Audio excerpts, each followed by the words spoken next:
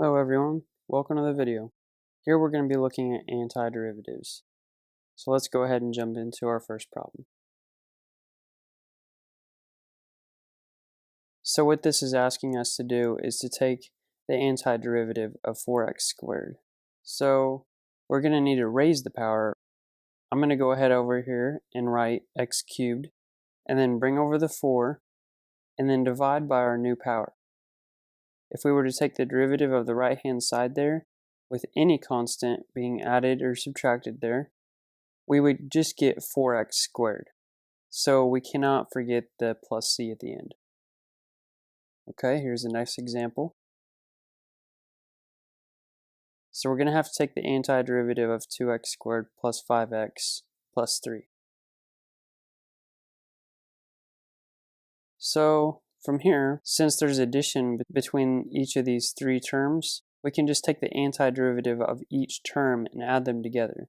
So for the first term, we'll raise the power, so we'll have x cubed, bring the 2 over, and divide by the new power, and then plus. And then for the second term, we'll raise the power, so we'll have x squared, bring over the 5, and divide by the new power, 2.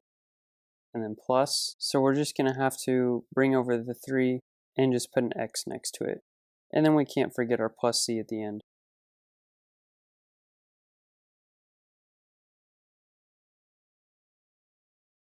Okay, here's our next example.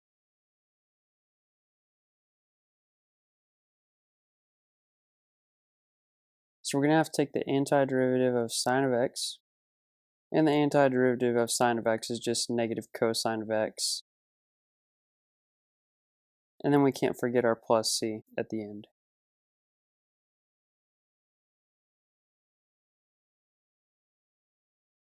Here's our next example. So we're going to have to take the antiderivative of 5x times 3x squared plus 2.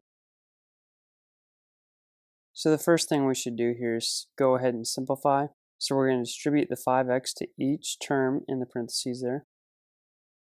So we'll have the integral of 15x cubed plus 10x dx. So for the first term, we'll raise the power, so we'll have x to the 4th, and then bring the 15 with it,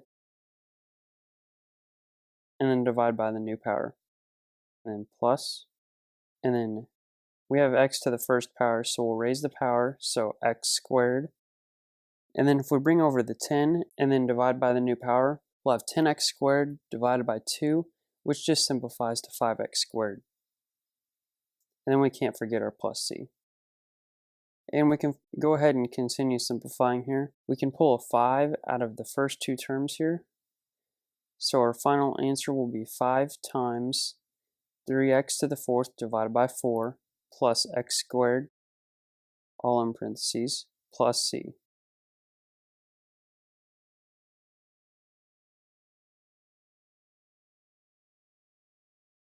Okay, here's our next example. So we're going to have to take the antiderivative of 2 times e to the x. And we can just pull the constant out of the integral. So we'll actually have 2 times the integral of e to the x dx. And this is just a rule that you should memorize. The integral of e to the x is just e to the x plus c. So we'll have 2 times e to the x plus c.